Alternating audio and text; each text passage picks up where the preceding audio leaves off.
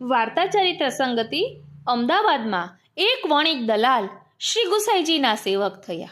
તેઓ સ્વભાવે ખૂબ જ કંજૂસ અને લોભી હતા. કંજુસાઈ કરી કરીને તેમણે રૂપિયા 99,000 બચાવ્યા હતા. તેમની ઈચ્છા લક્ષાધિપતિ બનવાની હતી.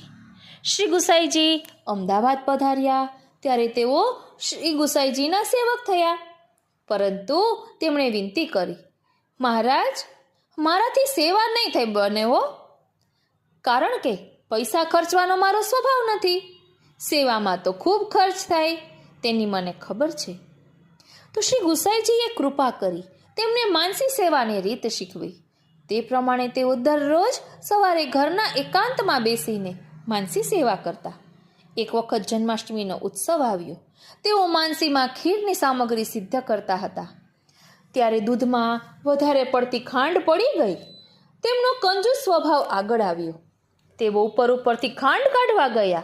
તે વખતે શ્રીનાથજીએ પ્રકટ થઈ તેમનો હાથ પકડ્યો. શ્રીનાથજીનો સાક્ષાત અનુભવ થતાં તેમનો લોભ અને કંજુસાઈ જતા રહ્યા.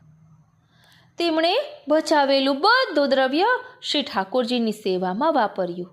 આમ શ્રી ગુસાઈજીએ વણિક વૈષ્ણવની ઈચ્છા પ્રમાણે તેને સેવાની રીત બતાવી તેનો મનોરથ પૂર્ણ કર્યો. અહીં એક ખૂબ ઊંડી વાત છે કે માનસીમાં એટલે કોઈ વસ્તુ નથી, માનસીમાં કરી રહ્યા છે અને એ સામગ્રીમાં સ્વરૂપ ખડું થયું. સાક્ષાત શ્રીનાથજી પ્રકટ થયા. તો જે ઠાકોરજીની સેવા કરે છે તેને શા માટે અનુભવ ના થાય એ વાત જોવાની છે.